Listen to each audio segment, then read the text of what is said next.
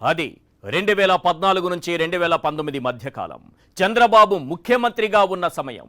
వాడుకున్నాడు, బాగా వాడుకున్నాడు. 5 ఏళ్ల పాలనను కరప్షన్ కోసం కరెక్ట్గా వాడేశాడు. ఏ ఫైలు కదిపినా అవినీతే, ఏ స్కీమ్ టచ్ చేసినా దోపిడీనే. అడుగడుగున 5 ఏళ్ల పాలనను కరప్షన్కు కేరాఫ్గా మార్చేశాడు. అసలు నారా చంద్రబాబు అంటే వెన్నుపోటు మాత్రమే కాదు బాస్. స్కిల్ స్కామ్, ఓటుకు నోటు, అమరావతి భూముల scam, insider trading, inner ring road scam, fibre grid scam, ఇసుక mafia, mining mafia, IT scam, liquor scam. ఇక ప్రాజెక్టుల్లోనైతే నీళ్ల కన్నా అవినీతినే ఎక్కువగా పారించాడు. నారా అంటేనే కేర్ ఆఫ్ కరప్షన్ గా నిలిచిపోయాడు. 5 ఏళ్లలోనే ఇన్ని స్కాములంటే అంతకు ముందు ఇంకెన్ని స్కాములు చేశాడో మీ ఊహకే వదిలేస్తున్నా. కాకపోతే ఇక్కడ ఈ అవినీతి బాబును మెచ్చుకోవలసిన విషయం ఏంటంటే వ్యవస్థలకు దొరకకుండా అవినీతి చేశాడు. ఎలా అంటారా? ఆ వ్యవస్థల్లో కూడా తన మనుషులను చొప్పించాడు. ఆ అవినీతి పరులు ఈ అవినీతి పరుడికి గొడుగు పట్టారు. వ్యవస్థలన్నింటినీ నాశనం చేశారు. వీళ్ళందరూ కలిసి ఈ దేశానికి ఇచ్చిన గొప్ప బహుమానం ఏంటో తెలుసా? వ్యవస్థల మేనేజ్మెంట్ ఎలా చేయాలి, కరప్షన్ చేసినా ఎలా తప్పించుకోవాలి అనే గొప్ప థియరీ అందించారు. కానీ ఇప్పుడు ఆయా వ్యవస్థల్లోని కోవర్టుల కాలం ముగిసింది. అదే సమయంలో సీఎం సీట్లో సరైనోడు కూర్చోవడంతో స్కీముల పేరుతో బాబు చేసిన స్కాములన్నీ బయటపడుతున్నాయి. ఒకటా రెండా, తీగ లాగుతున్న కొద్దీ బాబు గారి అవినీతి డొంకంతా కదులుతూనే ఉంది. ఒక్కో స్కామ్ బయటకొస్తూనే ఉంది. ఇప్పటికే స్కిల్ స్కాములు 53 రోజులు జైల్లో ఉండి మధ్యంతర బెయిలుపై బయటకొచ్చిన బాబు మెడకు మిగతా కేసులన్నీ చుట్టుకుంటున్నాయి. చేసిన అవినీతి పాపాలన్నీ వెంటాడుతున్నాయి.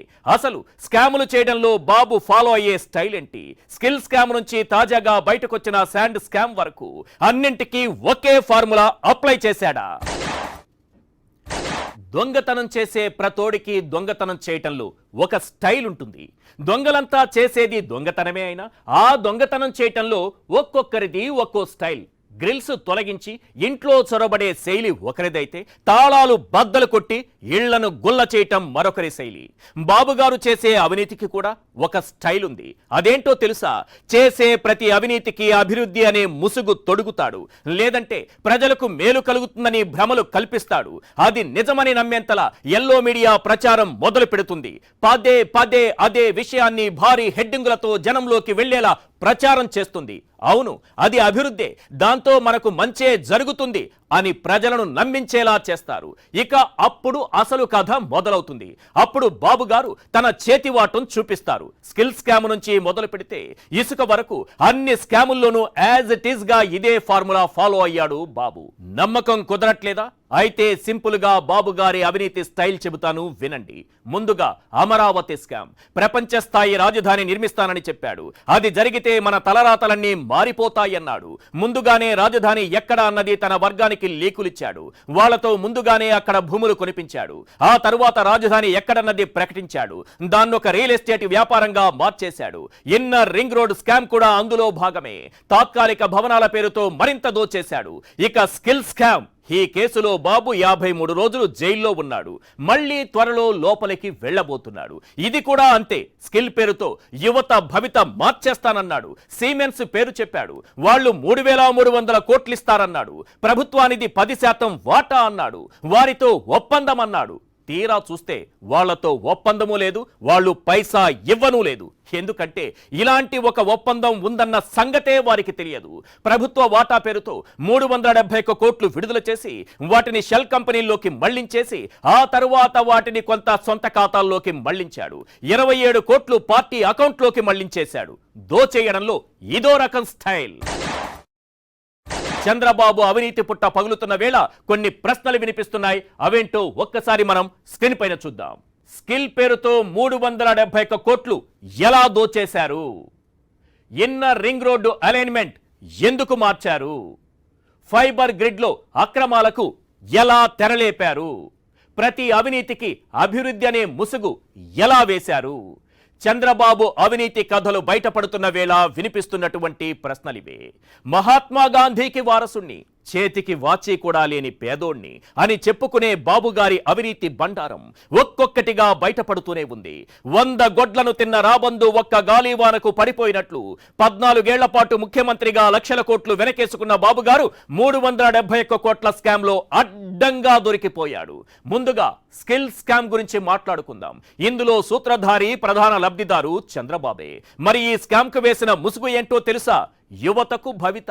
అవును, యువతకు స్కిల్ పేరుతో స్కిల్డ్ క్రిమినల్ 371 కోట్ల ప్రజాధనాన్ని దోచేశాడు. నిరుద్యోగులకు నైపుణ్య శిక్షణ పేరుతో డబ్బులు కొట్టేయడానికి వేసిన ప్లాన్ ఇది. సిమెన్స్ ముసుగులో ఒప్పందం చేసుకున్నారు. ఈ భాగోతమంతా enforcement directorate, GST, intelligence, SEBI, forensic audits లో పక్కా ఆధారాలతో బయటపడింది.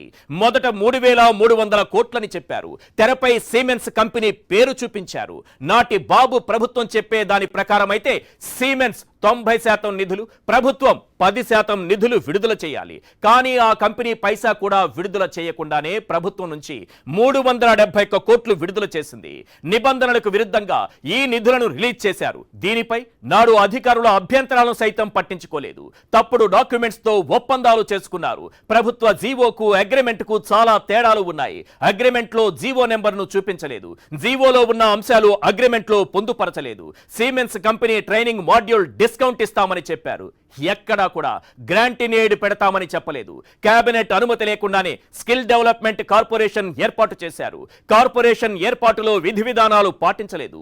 ఏపీ ఖజానా నుండి 371 కోట్లు డిజైన్ టెక్ మళ్లించారు. పైలట్ ప్రాజెక్టు అమలు చేయాలన్న అధికారుల వాదనను పట్టించుకోలేదు.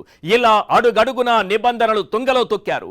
ఆ తరువాత ప్రభుత్వం నుంచి విడుదల చేసిన 370 కోట్ల రూపాయలను షెల్ కంపెనీలకు మళ్లించారు. అట్నుంచి అవన్నీ చంద్రబాబుకు చేరాయి. అందులో 27 కోట్లు టీడీపీ ఖాతాలోకి మళ్లించారు. ఇదే స్కామ్ లో కీలకంగా ఉన్న మనోజ్ వాసుదేవ్ పార్దసాని, పెండ్యాల శ్రీనివాసును విదేశాలకు పంపేశారు. ఇలా అంతా ఒక పద్ధతి ప్రకారం తెలివిగా చేశారు. కానీ ఎంత పెద్ద దొంగ అయినా ఏదో ఒక చోట చిన్న క్లూ వదిలిపోతాడు. అదే క్లూ మొదట జిఎస్టికి చిక్కింది. దాన్ని పట్టుకుని మొత్తం చంద్రబాబు అవినీతి డొంకను ఏపీ సిఐడి లాగుతోంది. చివరకు ఇదే కేసులో 53 రోజులు రిమాండ్ ఖైదీగా ఉన్న బాబు చివరికి కంటి ఆపరేషన్ పేరుతో బెయిలుపై బయటకొచ్చి నిజం గెలిచిందంటూ నీతి సూక్తులు వల్లిస్తున్నాడు. ఈ కేసును వాదించేందుకు దేశంలోనే ప్రముఖ లాయర్లను రంగంలోకి దింపి వారి టీంకు దాదాపుగా 2,000 కోట్ల రూపాయల వరకు ఖర్చు పెట్టారు. ఈ కేసును కూడా కేవలం 17A చుట్టూ తిప్పుతున్నారే కానీ తాను తప్పు చేయలేదని, తనపై అవినీతి మరక లేదని మాత్రం ఎక్కడా చంద్రబాబు వాదించడం లేదు. ఇక ఇన్నర్ రింగ్ రోడ్డుది కూడా అదే అవినీతి కథ. అమరావతి పేరుతో ప్రపంచ స్థాయి రాజధాని అని చెప్పి 1,00,000 కోట్ల అవినీతికి తెరలేపారు. అమరావతిని చంద్రబాబు తన అవినీతికి అక్షయ పాత్రగా మార్చుకున్నారు. అందులో ఒక భాగమే ఈ రింగ్ రోడ్డు అవినీతి కథ. తమ వర్గానికి, తమ సంస్థలకు మేలు చేకూర్చేందుకు రింగ్ రోడ్డును వంకర టింకరలు తిప్పారు. కేవలం కాగితాల మీదే ఇన్నర్ రింగ్ రోడ్డు అలైన్మెంట్ లో ఇష్టానుసారంగా మార్పులు చేసి 1,000 కోట్ల రూపాయలు కొల్లగొట్టడం చంద్రబాబుకే చెల్లింది. టీడీపీ ప్రభుత్వ హయాంలో సిఆర్డీఏ చైర్మన్ గా అప్పటి సీఎం చంద్రబాబు, వైస్ చైర్మన్ గా అప్పటి మంత్రి పొంగూరు నారాయణ బరి తెగించి పాల్పడ్డ అవినీతికి ఈ రింగ్ రోడ్డు స్కామ్ నిలువెత్తు నిదర్శనం. లింగమనేని రమేష్ తో క్విడ్ ప్రోకోకు పాల్పడిన ఈ కేసులో మన ఎర్రబుక్కు లోకేష్ నాయుడు కూడా ప్రధాన పాత్ర పోషించాడు. ఇప్పటికే ఈ కేసులో సిఐడి లోకేష్ నాయుడిని ఓసారి విచారించింది.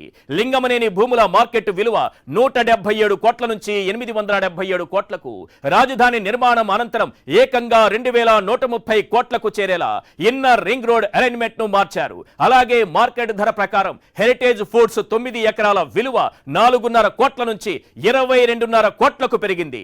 రాజధాని నిర్మాణం పూర్తయితే అది 54 కోట్లకు చేరుతుందని లెక్క తేలింది. అంతేకాదు, ఇందులో లింగమనేని రమేష్ కు లబ్ధి చేకూర్చినందుకు గాను బాబు గారికి కరకట్ట కొంప కూడా దక్కింది. ఈ అవినీతి పాపంలో చంద్రబాబు దత్తపుత్రుడు పవన్ కళ్యాణ్ కు కూడా పిడికెడు వాటా ఉంది. సింపుల్ గా చెప్పాలంటే ఇదంతా క్విడ్ ప్రోకో వ్యవహారం. సామాన్యులకు అర్థమయ్యే భాషలో చెప్పాలంటే అధికారాన్ని చేతిలో పెట్టుకుని నీకిది నాకది అన్నట్లుగా పంచుకోవడం అన్నమాట. ఈ కేసులో A1 గా చంద్రబాబు, A2 గా నారాయణ, A3 గా లింగమనేని రమేష్, A4 గా లింగమనేని రాజశేఖర్ ఉన్నారు. ఈ కేసు విషయంలో బాబు అండ్ బ్యాచ్ లాజిక్కులు మాట్లాడుతోంది. అదేంటంటే అసలు రింగు రోడ్డే లేనప్పుడు ఇక కుంభకోణం ఎలా జరుగుతుంది అనేది వారి ప్రశ్న. ఓ ఉగ్రవాది బాంబు పేలులకు కుట్ర చేసి పోలీసులకు దొరికిపోయి అసలు బాంబే పేలనప్పుడు జనం చావనప్పుడు కేసు ఎలా పెడతారని వాదించాడట. అతను ప్రజల ప్రాణాలు తీసే ఉగ్రవాది, బాబు ఒక ఆర్థిక ఉగ్రవాది, అంతే తేడా. మిగతా